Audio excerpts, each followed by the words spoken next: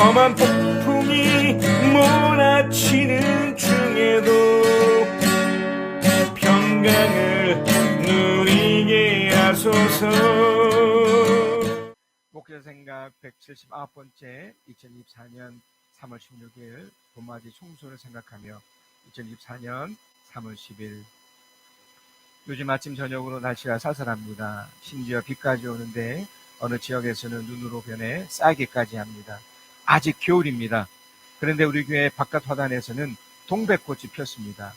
대부분의 꽃이 경칩, 겨울잠을 자던 벌레들이 땅속에서 깨는 시기 3월 5일, 6일경 이후에 꽃이 피지만 동백꽃만큼은 훨씬 이른 시기에 꽃이 피고 다른 꽃이 피어날 때쯤에 지는 특성을 가지고 있습니다. 꽃이 핀 것은 벌써 봄이 와서 여름으로 가고 있다는 증거가 됩니다. 향은 없지만 꽃 그 자체가 예뻐서 어느 지역에서는 동백꽃 장관이 되기도 합니다. 그리고 향이 없는 대신에 꿀이 많아 잎을 따서 먹으면 단맛이 날 정도랍니다. 동백꽃말이 있는데 누구보다 당신을 사랑합니다. 애타는 사랑으로입니다. 벌써 꽃이 지는 경우도 있어 아쉽지만 정년의 동백꽃처럼 봄을 준비하고 여름으로 나가야 할 것 같습니다. 봄은 청소를 생각하며 몇 가지 이유를 생각해 봅니다. 처음은 준비, 어떤 일을 행동으로 옮기기 위한 마음가짐이나 주변 조건 등을 미리 채비함, 준비할 수 있는 기회입니다. 우리가 2024년을 기대하는 마음으로 2023년 11월에도 기도회로 모였던 것처럼 내일을 기대하기 위해서 오늘을 준비해야 합니다. 오늘이 지나면 곧 과거가 됩니다. 그 과거가 좋으려면 오늘을 잘 살아야 하고 오늘을 잘 산다는 것은 곧 미래도 잘 살 수 있는 기회를 부여하는 것입니다.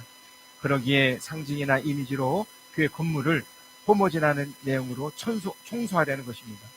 벌써 27년의 건물이고 3년 후면 30년이 됩니다. 9년 전 제가 막 부임한 후 얼마 지나지 않아 남구청에서 교회 건물에 관한 전수조사가 나온 적이 있습니다. 매년마다는 전화상으로 하고 있지만 그때는 직접 나와서 했는데 건물 진단에서 C등급을 받았습니다. 아직은 괜찮지만 상황에 따라 건물의 정밀 안전 진단이 필요합니다. D등급이나 F등급은 건물 사용을 자제시킵니다. 그때 이후로 교회 건물 리모델링도 했고 수시로 지붕 공사와 약간의 보강 공사를 했으니 아직까지 쓰는 데 지장이 없지만 벌써 30년이나 되어가고 있습니다. 그래서 2024년도에도 기대와 우려로 교회 건물을 대하고 있습니다. 교회 건물을 사용할수록 잘 관리해야 합니다. 관리한다는 것 중에 하나가 청소하는 것입니다. 집에서도 청소를 하는 이유가 더러워져서 하는 경우도 있지만 다음을 위해서라도 정리하고 청소해야 합니다. 다음에 사람들이 깨끗하고 좋은 건물에서 사용하기 위해서입니다. 이런 이해가 있기 때문에 나는 매 주일에 모임이 끝나면 직접 교회 이곳저곳을 청소합니다. 어질러 있어서가 아니라 다음 주를 준비하기 위해서입니다. 두 번째는 이런 청소가 주는 유익입니다. 다음이 좋게 됩니다.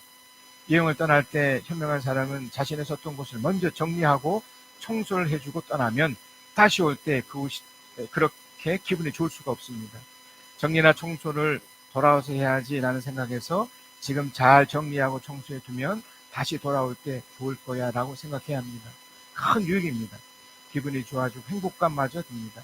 청소라는 것이 단지 더럽거나 어지러운 것을 치우고 깨끗이 하는 것을 끝나지 않고 마음을 정화하는 효과도 있습니다. 3월 16일 토요일 오전 10시부터 12시까지의 청소는 교회의 추억을 만들어 줄 것입니다. 내가 교회를 위해 무엇인가 하고 있구나라는 생각입니다. 홀로 보내기와 기도와 예배 참석으로 하나님의 은혜와 축복을 확인하고 펼치고 있다면 이런 청소는 자신을 돌아보고 하나님의 축복을 기대해야 합니다. 단 시간이 되실 때 참석하시면 됩니다. 억지로나 강압이 아닌 순수한 목적과 자발적인 마음으로 참여하셔야 합니다. 교회 모임은 철저하게 순수하며 자발적인 모임이기 때문입니다. 2024년 봄맞이 청소를 통해 하나님을 누립시다. 행복감을 경험합시다. 신명기 4장 3절에서 6절입니다. 시작.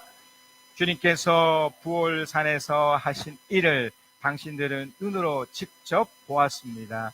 주 당신들의 하나님은 부올에서 바알신을 따라간 모든 사람을 당신들 가운데서 쓸어 버리셨습니다.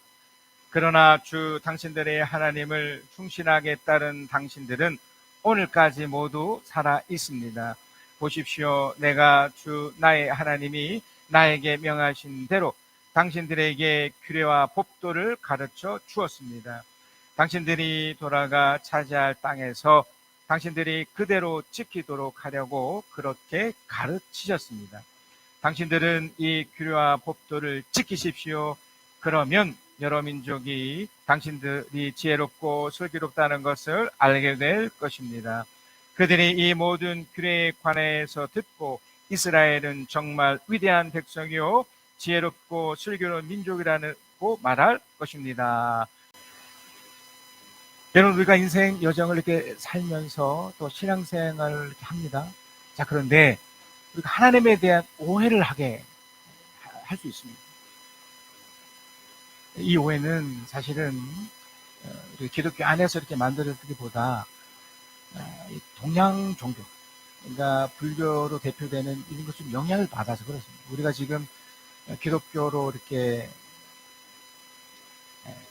받아들이며 또 이렇게 살고 있지만 또 그 속에서도 이런 하나님에 대한 오해적인 부분이 이곳에서 이렇게 발견이 되거든요. 여러분, 그 불교의 창시자였던 이 부처인 우리 석가모니죠. 이 시다르타가 이제 왕자로서 이제 지내다가 현실적인 어려움을 딱 부딪히게 돼요. 우리들도 이렇게 늘 느끼는 어려움 앞에 느끼는 이 불안과 두려움 같은 겁니다. 특별히 이 죽음에 대한 공포와 이 어려움이죠. 이것을 어떻게 해결할 방법이 없거든요. 그래서 이 시다르타가 했던 방식이 뭐냐면 명상하는 겁니다. 묵상하는 거였습니다. 어느 곳에 가서 깊이 묵상을 했는데 여기서 깨달음이 생겨버렸습니다. 득도를 한 겁니다. 이제 이걸 이제 열반이라고도 하고 이걸 이제 해탈한다고 이렇게 하는 건데 이게 좋은 장점이 분명히 있습니다. 근데 이제 이렇게 명상하는 사람들을 이제 이 뇌과학자들이 연구를 했는데 명상하는 사람들이 이렇게 특성이 있습니다. 이제 좋은 장점도 분명히 있는데 이게 뭐냐면 감정적으로 이제 어려움이 있었을 때는 이게 극복할 수 있는 어떤 힘을 이렇게 지금을 받아요. 근데 이제 문제는 뭐냐면 부정적인 면인데 계속 이것만 해야 되는 거예요. 그러니까 이제 좌뇌가 발달이 돼요. 이 감정적인 것들이 이렇게 활성화되는 부분이 아주 좋아져요. 그래서 뭔가 극복하고 이기는 것이 되는데 이 우뇌가 발달되지 않는 겁니다. 뭐냐면 이성적 이런 것들이 딱 멈춰버리는 겁니다. 이게 어떻게 될까요? 계속해서 이 어려움이 있을 때마다 묵상만 하고 기도만 하는 것이 돼요. 그래서 스님들은 흔히 말해서 속사를 떠납니다. 저 산에 들어가서 이 세상을 다 잊어버리고 뭐만 하냐면 정진이라고 그래서 도만 닦습니다. 그 어떻게 보면 야 좋은 거다. 심지어 이제 머리까지 깎고 그러니까 외모적인 것들도 다 벗어버리고 그러니까 번뇌가 있고 이런 거니까 이걸 이제 없애하기 위해서 이런 방법을 쓰는데 그래서 어떤 황홀경에 빠지고 어떤 도취감과 성취감을 얻고 굉장히 좋은 장면이 분명히 있긴 하지만 제가 부정적으로 말씀드리면 현실을 도피하게 만들어요. 직면하게 만들지 않아요. 이게 어떻게 됩니까? 계속 도망만 다니는 거예요. 부딪히려고 하지 않아요. 우리 주 예수 그리스도가 똑같은 상황이 펼쳐집니다. 그러니까 부처는 그러니까 석가모니는 그 어려움 앞에 묵상이라는 것으로 그냥 갚아서 흔히 말해서 득도는 했지만 현실적인 문제를 해결하지 못해요. 하지만 예수 그리스도는 그 현실적인 문제들, 특별히 이 죽음의 공포 같은 이 어려운 것들을 직면합니다. 죽음을 맞서는 거예요. 어떻게 됐을까요? 죽어요. 그런데 3일 후에 부활합니다. 그래서 하나님에 대한 오해를 이렇게 가질 수 있습니다. 그러니까 불교식으로 받아들이는 거예요. 이 사람들이 직면하지 않고 이렇게 어떻게 보면 도망가고 회피하기 때문에 그래서 이 사람들이 어떻게 이제 세상을 생각하냐면 이원론적으로 생각하는 거예요. 이렇게 정진하고 이렇게 이걸 선하다고 생각하는 거죠. 사실 이것도 기준이 모호한데 이렇게 하고, 또 불교에 귀해서 묵상하고, 또 보시, 그게 뭐냐면 시주하는 거. 이게 절에가 우리로 치면 헌금하는 행위죠. 이런 걸 하고 흔히 말 착하게 되면, 착한 행위를 하면, 이 기준도 뭐한데? 하여튼 이렇게 하면 열반에 가서 어느 시점엔 다시 환생한다는 거예요. 사람으로, 또 좋은 사람으로 태어나고, 그렇지 않으면 짐승이나 벌레로 태어나고, 이게 윤회한다고 그러죠. 환생이 계속 돌고 돈다고 생각하는 거예요. 그러니까 한마디로 말하면 현실을 도피하게 만드는 거예요. 그래서 이것이 기독교에 들어와서 하나님 어떻게 만들어 버렸느냐면 폭군으로 이야기된 거예요. 선한 사람은 하나님께서 복 주시고, 그러니까 불교식으로 말하면 이렇게 헌금 잘하고 참석 잘하고 선하게 살면 뭐 이런 것들로 이렇게 하면 복 받고, 또 그렇지 못하면 벌 받고, 이렇게 이제 생각을 했던 겁니다. 이것이 이제 하나님에 대한 오해가 된 겁니다. 어떻게 보면 맞는 부분도 분명히 있습니다. 긍정적인 면도 분명히 있습니다. 그러니까 선악의 구조니까, 그러니까 신앙생활의 기준이 뭐하게 하지만 내가 신앙생활 또 잘하면 하나님께 복 받는 게 맞아요. 또 그렇다면, 또 못하면 뭘 받느냐, 이것도 좀 뭐하고, 하여간 이런 부분도 있습니다. 그러나 틀린 거죠. 왜냐하면 우리 예수로서도 가지고 좀 전에 말씀드렸듯이 이런 하나님으로 나타나지 않았거든요. 여기서 중요한 게 뭐냐면, 이게 첫 번째 포인트입니다. 신앙생활에서 중요한 첫 번째 포인트는 뭐냐면, 불교와 다르게 우리는 현실을 도망가지 않습니다. 직면하게 만들어요. 신앙은 부딪히게 만들어줍니다. 이걸 여러분 극복이라고 말해요. 극복. 여러분, 이 극복이라는 말이 있습니다. 이 극복이 이런 말입니다. 어렵고 힘들거나 바람직하지 않은 상태나 상황 따위를 노력으로 없애거나 좋아지게 하는 거예요. 그러니까 불교식으로 말하면 이걸 못하는 거예요. 상황은 무조건 기도의 상태로 들어가요. 그러니까 이게 아까 말씀드린 긍정 면도 분명히 있긴 하지만 계속 이것만 해야 돼. 그러니까 기도만 해야 되는 겁니다. 그러면 뭐라고 그럽니까? 없애거나 좋아지려고 노력하라고 해야 되거든요. 이 극복을 해야 되거든요. 신앙은 이런 겁니다. 신앙은 반드시 그 어려움 앞에, 우리 잘못된 그 신앙관에 빠진 사람들은 이걸 하지 않고 그저 하나님께 기도만 하는 거예요. 그냥 매달리기만 하는 거예요. 그 한쪽 부분이 틀린 거죠. 이것만 하면 안 되는 겁니다. 이 극복의 또 다른 표현이 회복이라는 말인데 이런 거죠. 나에게 질병이 왔습니다. 어려움이 왔어요. 병들어서 아픔이 왔습니다. 교육수를 말하면 기도만 해야 돼요. 명상을 해야 되고 그 속에 들어가야 돼요. 그런 좋은 효과도 있는 건 분명합니다. 그러나 거기에 머물러서는 안 되죠. 뭘 해야 됩니까? 병원에 가서 주사도 맞고 약도 먹고 해야 되는 겁니다. 그러니까 어려움을 이겨서 본디의 형편으로 돌아가는 거예요. 이 본디 형편이라는 말이, 본디라는 말이 좋은 말인데, 원래 모습으로, 건강한 상태로, 건강한 모습으로 돌아와야 되는 겁니다. 그래서 이 본디의 형편이 또 있습니다. 이 본디 형편이라는 게 뭐냐면, 자신의 욕심을 버리고 사람이 본래 지내야 할 예의와 법도를 따르는 마음으로 되돌아가는 거예요. 그래서 중요한 게 뭐냐면 법도를 따르려는 마음. 마치 아담이 그러니까 선과 악을 알기 이전의 상태, 하나님 말씀대로 살아가는 그 모습으로 돌아가는 것을 회복이고 극복하는 거고, 우리가 처할 태도야라는 거예요. 여러분, 우리는 자꾸 어떤 오해를 하냐면, 어떤 어려움이 있었을 때 하나님이 다 해결해 주시겠지. 아닙니다. 하나님은 아예 거기에 관심이 없어요. 왜? 우리는 이미 그런 것에서 벌써 이겨졌고 더 나아갈 수 있는 존재들이기 때문입니다. 여러분, 그래서 기도도 사실은요, 단계가 있습니다. 1단계는 선악 그 구조 속에 나타나는 구조. 하나님 주세요. 이렇게 해주세요. 그래, 그것이 성숙되고 개발되고 또 발전되면 감사로 바뀌게 돼요. 하나님이 다 지켜주시고 다 역사해 주심을 믿기 때문에. 그래서 하나님에 대한 오해가 여기서부터 깨져야 됩니다. 그래서 오늘 본문에 나오는 것처럼 이 모세는 당시 이스라엘 사람들에게 이 부분을 지적하고 있었던 겁니다. 신명기 4장 1절입니다.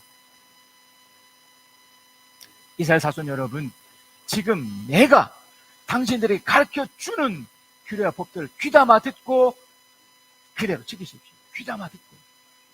왜요? 제가 소대에 말씀드렸던 것처럼 이게 너무 중요하기 때문에 하나님이 어쩔 수 없어서 선악의 개념으로 우리가 처음에는 받아들일 수밖에 없지만 이것이 극복이 되고 나타나지면 하나님이 우리에게 모든 것을 다 주시는 분으로 이해해버리면 하나님의 말씀 지키기가 얼마나 중요하다는 걸 깨닫게 되거든요. 그래서 모세는 그 부분을 지적했던 겁니다. 귀담아 듣고 그대로 지키십시오. 그러면 당신들이 살아서 주 당신들의 소신 하나님이 당신이 주시는 땅에 들어가서 그곳을 차지하게 될 것입니다. 복을 누리게 된다는 겁니다. 그래서 어떻게 보면 여러분, 우리들에게 부딪혀지는 어려운 것들이 사실은 아무것도 아닐 수 있는 겁니다. 왜요? 반드시 이길 수밖에 없고 그것에 대한 놀라운 것들이 이미 부여받았기 때문에 그렇습니다. 그래서 지금 모세는 이 이스라엘 사람들에게 계속해서 출애굽을 하고 나서부터 계속 이 부분을 강조했던 겁니다. 신명기 4장 2절입니다. 내가 당신들에게 명령한 말에 한마디도 더하거나 빼서는 안 됩니다. 당신들은 내가 당신들에게 일러준 주 당신의 하나님의 명령을 지켜야 합니다. 여기 명령이라 말을 쓴 이유는 아직 못 알아듣기 때문에 그렇습니다. 제가 하나님에 대한 오해를 말씀드렸을 때 또 이 불교의 잘못된 연약을 받아서 우리도 하나님을 마치 폭군처럼 여기거든요. 잘하면 상 주고 못하면 벌 주는. 그러니까 1차적으로는 이렇게밖에 우리는 이해할 수 없어요. 어린 아이가 아장아장 건들 때 지금 그 앞에 막 불 앞에 이렇게 가는 거예요. 그럼 아버지 된 입장에서 아직 성숙되지 않은 이 아이를 향해서 가만히 있겠습니까? 당장 어떻게 보면 명령하듯이 하지마, 가지마, 심지어 안아서 데려오지 않겠습니까? 처음엔 이럴 수밖에 없어요. 우리가 알아둘 수 있는 가장 효과적인 말은 처음은 강력한 명령조예요. 해, 하지마, 가, 하지마, 돼, 안 돼. 하나님 지금 이걸 하신 겁니다. 근데 이것이 마치 하나님 오해에서 늘 이렇게 생각한다고 여긴 거예요. 지금 이렇게 말씀드린 것은 바로 첫 단계입니다. 자, 그러면서 이 명령을 지키라고 하면서 아주 중요한 사건을 하나 이야기를 하십니다. 신명기 4장 3절입니다. 주님께서 부월산에서 하신 일, 당신들이 눈으로 직접 보았습니다. 주 당신들의 하나님은 부월에서 바알신을 따라 모든 사람을 다시 가운데 쓸어 버리셨습니다. 계속해서 아직 신에 성숙되지 않았기 때문에 그 선악적 개념으로 지금 하나님 설명하면서 가르쳐주고 있는 거예요. 여기 보면 쓸어버렸다고 그랬어요. 부월에서 바알신을 따라간 그 사람들을 쓸어버렸대요. 이게 어떤 일이었을까요? 모세가 이제 이스라엘 백성을 데리고 출애굽을 합니다. 그리고 한 2개월 후쯤에 시내산에 도착을 합니다. 시내산에서 약 11개월 동안 하나님의 말씀을 받아요. 그 유명한 십제목을 받는 일을 가져요. 이제 그곳에서 이제 인구조사도 하고 또 군인으로서 이렇게 준비를 합니다. 그리고 이제 11개월 동안 준비된 후에 가네스 바네아까지 무려 1년 6개월 동안 돌아 이렇게 갑니다.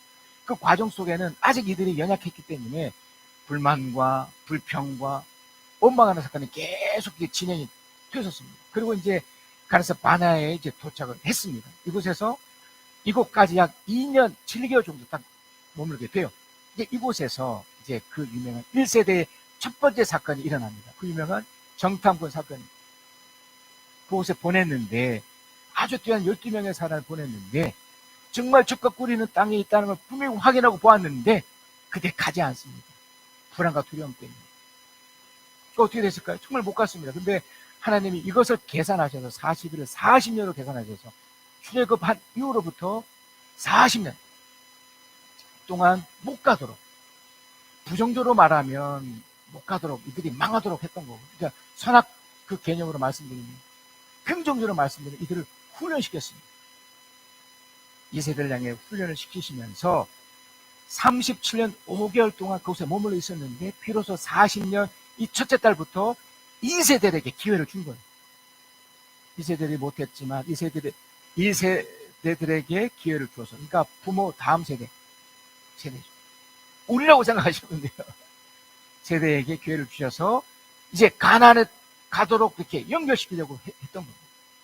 그래서 세일 지역을 거쳐가고 에돔 모압 지역을 이제 자연스럽게 이렇게 건너가게 하신 후에 그 유명한, 우리가 저번 주도 보았던 그 아모리 사람들을 이깁니다. 처음으로 강력한 그 믿음을 가지고 이깁니다. 이전에 정탐꾼 그 사건을 뒤엎는 이 사건이 된 거예요. 이깁니다. 그 아모리 지역의 바산 지역, 헤스본 지역을 이기고 이제 엄청난 것을 해냅니다.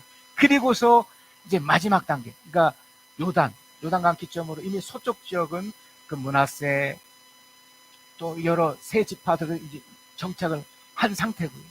이제 곧 건너가야 돼서 그 마지막 장소가 바로 시딤이라는 곳이에요. 모압 평지의 시딤이라는 그 장소에 딱 머물러 있었는데, 여기서 바로 그 유명한 제가 설명드렸던 이 부활의 사건이 발생이 됩니다. 이곳에서 이제 어떤 일이 생기냐면, 이 사람들이 이제 전투에 딱 임하려고 딱 서 있을 때, 모압 평지에서 그 모압, 그 처음에는 그 모압을 그냥 건너갔는데, 그 모압 왕이 이제 두려운 거예요. 자, 민수기 22장 2절에서 3절입니다. 십볼의 아들 발락은 이스라엘이 아모리 사람에게 한 모든 일을 보았다. 제가 좀 설명드린 이 부분. 모압 사람들은 이스라엘 백성의 수가 대단히 많아서 몹시 무서워하였다. 모압 사람들은 이스라엘 자손이 나타난 것 때문에 두려워하였다. 그러니까 이전에는 그냥 거쳐가기 때문에 괜찮았는데, 이 두 번째 이 상황은 그들에게 겁이 온 거예요. 큰 두려움이 와버린 거예요. 제가 좀 서두에 어떤 걸 말씀드렸냐면, 하나님에 대한 오해에 있어서 선악의 개념이 있다고 말씀드렸습니다. 이원론적인 그런 이해가 있었다고 했어요. 세상은 이 구조예요. 그러니까 이기고 진, 전쟁에서도 이기고 진밖에 없거든요. 그러니까 이들은 자신들이 이러다가 우리 당하겠다 생각을 해서, 이 사람이 이 발락이 취했던 것이 뭐냐면 자신들의 신을 불러온 거예요. 그러니까 여러분, 세상에서도 대부분의 사람들이 자기 신이 있어요. 자기 스스로를 믿던지, 좀 전에 말씀드렸던 불교의 그 부처처럼 이런 신을 믿어서 그 신을 빌어서 자신이 지금 현재 갖고 있는 이 불안과 이 두려움을, 그 이중적 구조, 그 이원론적 구조를 이기고 싶은 겁니다. 이기든지 지든지. 이게 지금 두려웠기 때문에, 그래서 지금 이 사람들이 당시에 아주 유명하고 대단한 그 발람이라는 선지자, 제사장 부릅니다. 이 사람을 불러서 저들과 이제 싸울 텐데, 저들의 신과 우리의 신이 붙게 해서 우리를 이깁시다. 그러니까 저들을 저주하십시다. 여러분, 세상에서 난무하는 게 뭐냐면 욕입니다. 욕이 다 이 저주거든요. 이게 어떤 의미가 있느냐면, 세상 신을 불러서 이기고 싶은 거예요. 맞서 싸우기 전에 막 욕지거리를 하는 거예요. 저주를 섞는 거예요. 그래서 그걸로 해서 이기고 싶은 거예요. 근데 어떻게 됐을까요? 정반대가 돼요. 이 발람이 이 귀신을 섬기는 사람이지 않습니까? 그모스 신과 몰렉 신을 섬기는 사람인데, 진짜 귀신을 그러니까 저도 때로는 귀신을 보거든요. 믿길 때도 있습니다. 하나님의 사람들은 다 이럴 수 있는데, 이 귀신을 보고 또 이렇게 경배하는 사람이기 때문에 하나님의 소리도 들어요. 하나님을 믿지는 않지만 들을 수 있는데, 하나님이 이 사람에게 저주가 아니라 축복을 하라고 해주는 거예요. 자, 민수기 24장 8절에서 9절에 하나님이 그들이 이집트에서 이끌어내셨다. 그들을 이집트에서 이끌어내셨다. 이게 하나님이 지금 이 발람 선지자가 얘기하는 말이에요. 발람 선지자는 하나님의 사람이 아닙니다. 그럼에도 귀신을 섬기지만 하면서 음성을 듣기 때문에 이 소리를 듣고 있는 거예요. 그에게는 들수와 같은 힘이 있다. 그는 누구예요? 이스라엘 사람들이에요. 발락 왕이 저주케 하려고 했던 그 사람들이 오히려 그 반대라는 걸 얘기해 주는 거예요. 지금 하나님이 이렇게 하신 이유는 이 선악적 개념에서 이 방법밖에는 그들이 알아줄 수 없기 때문에. 왜냐면 누군가는 이기고 누군가는 져야 되는 구조이기 때문에. 하나님은 폭군이 아니지만 못 알아들으니까 이 사람에 비해서 이렇게 얘기해 주는 거예요. 그들 이집트에서 이끌어 줬을 뿐만 아니라 그는 나를 곧 대적들을 집어삼키고 대적들의 뼈를 부수며 활을 쏘아 대적들을 꿰뚫어 버릴 것이다. 엎드려 웅크린 모양의 숫자 같기도 하고 암사자 같기도 하니 누가 감히 일으킬 수 있으랴. 너에게 복을 비는 이마다 복을 받을 것이고 너를 저주하는 자마다 저주를 받을 것이다. 여러분, 요 표현이 바로 하나님이 가장 1단계에서 말하는 하나님의 말씀입니다. 너를 저주하는 자를 저주하고 축복할 축복하고, 그걸 이 발람 이 제사장이 얘기했던 겁니다. 어떻게 됐을까요? 예, 이스라엘 사람들이 이겨요. 심지어 이 발람 선지자는 앞으로 먼 미래 이야기까지 얘기를 해요. 민수 24장 17절에 19절입니다. 나는 한 모습을 본다. 그러나 당장 나타난 모습은 아니다. 나는 그 모습을 환히 본다. 그러나 가까이 있는 모습은 아니다. 한 별이 야곱에서 나올 것이다. 한 통치 지팡이가 이스라엘에서 일어설 것이다. 그가 모압의 이마를 칠 것이다. 세 자손의 영토를 칠 것이다. 그는 에돔을 차지할 것이다. 대적 세일도 그의 차지가 될 것이다. 이렇게 이스라엘 힘을 떨칠 것이다. 야곱에서 통치자가 나와서 그 성읍에 살아남은 자들을 죽일 것이다. 무시무시한 말이죠. 이게 그 당시에 예수 그리스도까지 연결되고 지금 있는 우리까지 연결되는 거예요. 이게 뭐냐면 아주 단순한 구조예요. 이 세상이 말하는 선악의 구조. 악한 것은 죽고 선한 것이 살아납니다. 그게 바로 예수 그리스도다.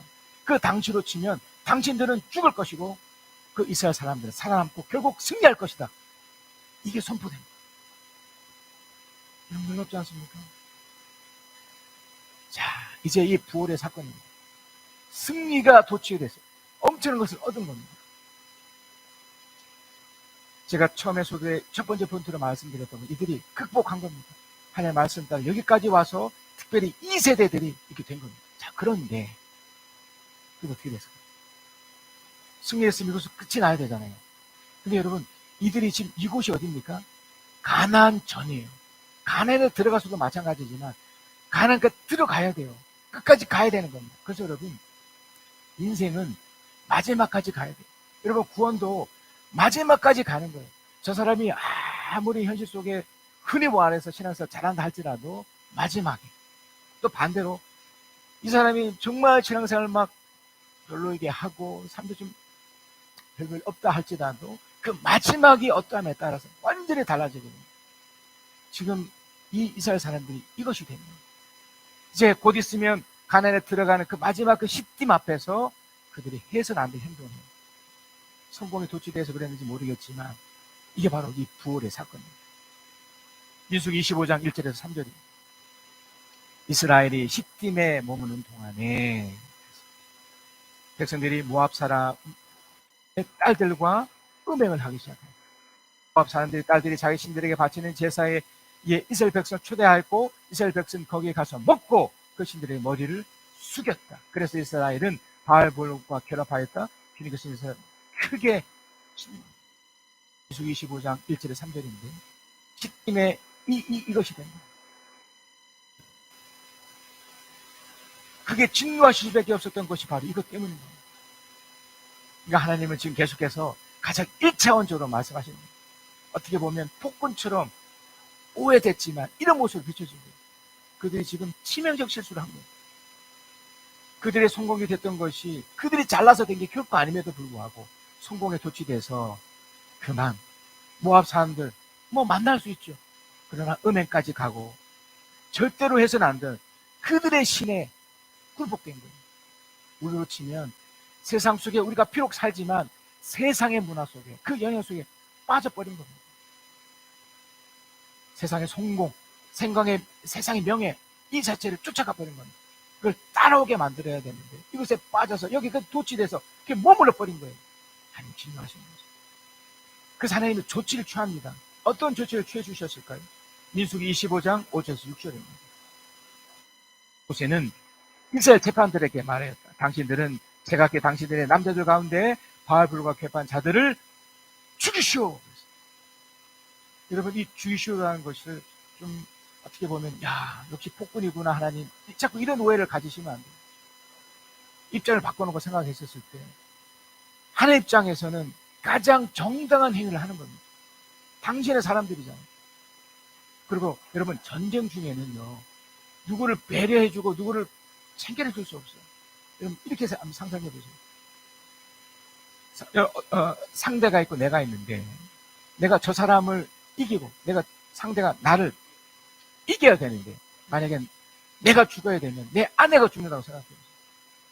내가 저 사람을 죽이지 않으면 내 아내가 죽고 내 자녀가 죽는다고 생각해요. 전쟁은 그런 겁니다. 전쟁은 반드시 이기거나 가장 일체원적인 거죠. 주님은 지금 이렇게 접근할 수밖에 없었던 거예요. 왜? 그들이 지금 일체원적으로 특별히 신앙이 있다고 하는 사람들이 이 하나님을 오해해버린 것 때문에 이렇게 돼버리니까 주님은 일체원적으로 그러면 그들을 죽여라, 끝장내라고 됐던 겁니다. 6절 이스라엘 사손이 회막 어귀에서 통곡하고 있을 때에 또 기막힌 일이 있어요. 이런 일 때문에 무려 주의 연병으로 2만 4천 명의 사람이 죽어버린 거예요. 전염병이 동거예요. 이들이 법 사람의 딸들과 음행하고 그 신들에게 먹이를 숙였다는 그 이유로 하나님은 지금 이걸 쓰고 있는 겁니다. 더군다나 통곡하고 있을 때 이스라엘 자손 가운데 한 남자가 모세와 이스라엘 자손 온 회중이 보는 앞에서, 이게 더 무섭죠. 보는 앞에서 한 미디안 여자를 데리고 집으로 들어갔다. 이게 뭐냐면, 난 신앙 필요 없어. 나는 뭐 이미 잘 살고 있는데 난 내 식대로 살 거야. 세상의 방식대로 살 거야. 뭐 하나님이 뭐 폭군이든 말든 나는 상관하지 않겠어. 나는 내 식대로 살 거야. 오케이, 내 마음대로 살겠어. 충분히 그럴 수 있습니다. 인간으로서는 이해가 돼요. 뭐 저는 아예 뭐 관여도 않지만, 예, 그런 사람들이 있습니다. 그때 어떤 일이 생기냐면 민수기 25장 10절에 13절 주님께서 모세에게 말씀하셨다. 아론의 손자이자 엘리야스의 아들인 제사장 비나스가 한 일을 보아서 내가 더 이상 이스라엘 자손에게 환례하지 않겠다. 그는 이스라엘 자손이 나밖에 다른 신을 섬기는 것을 경악하지 않았다. 그러므로 나는 이스라엘 자손을 홧김에 멸한 일을 삼갔다. 이 비나스가 어떤 일을 했느냐면, 그들이 이제 어떤 장로 들어가거든요. 그때 비나스가 나서서, 이게 2세대의 사람이에요. 엘리에셀 그 아들이니까. 아론의 손자고 엘리에셀은 어떻게 보면 같은 세대예요. 창으로 들어가서 그 말씀대로 그들을 찔러 죽여요. 잔인할지 몰라도, 제가 좀 전 예를 들어 드렸듯이 이것 때문에 지금 엄청난 사람이 죽어가고 있다면 1차원적이지만 이걸 끝내야 되는 겁니다. 우리가 이 땅에 살면서 아무리 내가 신앙이 있다고 해도 끊어야 될 건 끊어야 돼요. 신앙생활에 끊을 걸 끊어야 되거든요. 하지 말라는 건 하지 않아야 됩니다. 이건 비상식적이거나 말도 안 되는 게 아닙니다. 여러분, 지금 이 비나스가 이거 한 거예요. 이거 하나님 말씀을 지키려고 이렇게 했던 겁니다.